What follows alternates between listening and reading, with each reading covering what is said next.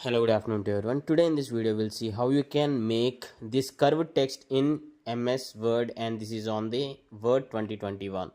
And to my surprise, if you choose this word art text, still there is no option called transform. I cannot apply transform for this option as transform option is deactivated or not getting highlighted. But how you can do that? First of all, I'll delete this. So when I search for the transform here, this is, see, the transform is dehighlighted or not getting activated. So I'll just remove this. You can apply this curved text format by going to insert option. See here, click on the insert option, then click on the shapes. For the shapes text, we can apply the transform. So I'll click on this, just a tap on this. Write whatever text you want to be in the curved, okay? To this text actually we can apply this transform. So I'll select everything this here. First of all, select the text what you want to curve and right click on this. Before that, I'll just remove the overstrike and right click on it, and on the search you can search as transform. Now the transform option is highlighted.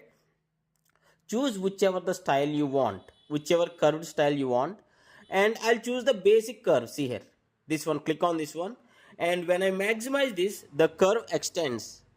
See here, by this you can do this, or click on this yellow dot and adjust the curve here with your mouse. See here, I'm adjusting here. I can decrease the curve or I can increase the curve.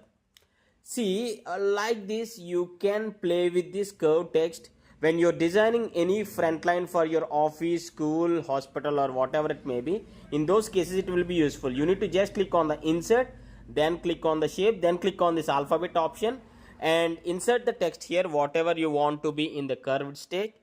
Then select the text and right click on it, select the text. I'll just remove this overline, strike line, and click on this, and on the search I'll search as transform. See here, transform, I'll just transform. Yeah, I'll choose whichever style I want. If you like this video tutorial, please do hit a like and share it to others. If you do have any other question, thanks for watching. Have a nice day.